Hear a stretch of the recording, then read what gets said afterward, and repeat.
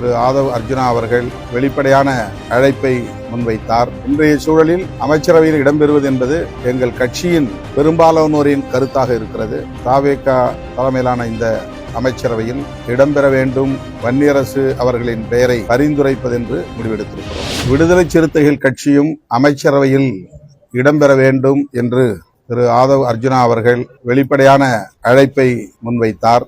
இந்திய யூனியன் முஸ்லிம் லீக் மற்றும் விடுதலை சிறுத்தைகள் கட்சி ஆகிய இரண்டு கட்சிகளும் தவேக தலைமையிலான இந்த அமைச்சரவையில் இடம்பெற வேண்டும் என்கிற வெளிப்படையான அழைப்பை அடுத்து எமது கட்சியின் பொதுச் செயலாளர்கள் உள்ளிட்ட முன்னணி பொறுப்பாளர்களோடு கலந்தாய்வு செய்தோம். பெரும்பான்மையானோரின் கருத்தின் அடிப்படையில் இந்த அமைச்சரவையில் இடம்பெறுவது என்கிற முடிவை எடுத்திருக்கிறோம். வன்னியரசு, ஜோதிமணி ஆகிய இரண்டு சட்டமன்ற உறுப்பினர்களில் வன்னியரசு அவர்களின் பெயரை பரிந்துரைப்பது என்று முடிவெடுத்திருக்கிறோம்.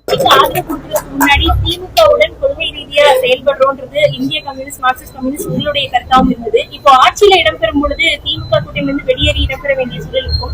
அடுத்த கட்ட நகர்வு தவேக கூட இணைந்து இருக்குமா? இன்றைக்கு அமைச்சரவையில் நாங்கள் இடம்பெறுகிறோம் என்கிற அறிவிப்பை மட்டும் வெளியிடுகிறோம். மற்றவை பின்னர் நாம் விரிவாக பேசலாம். இன்றைய சூழலில் அமைச்சரவையில் இடம்பெறுவது என்பது எங்கள் கட்சியின் பெரும்பாலானோரின் கருத்தாக இருக்கிறது. கட்சியின் முன்னணி பொறுப்பாளர்கள் அமைச்சரவையில் இடம்பெற வேண்டும் என்கிற கருத்தை மீண்டும் மீண்டும் வலியுறுத்தி வந்தார்கள்.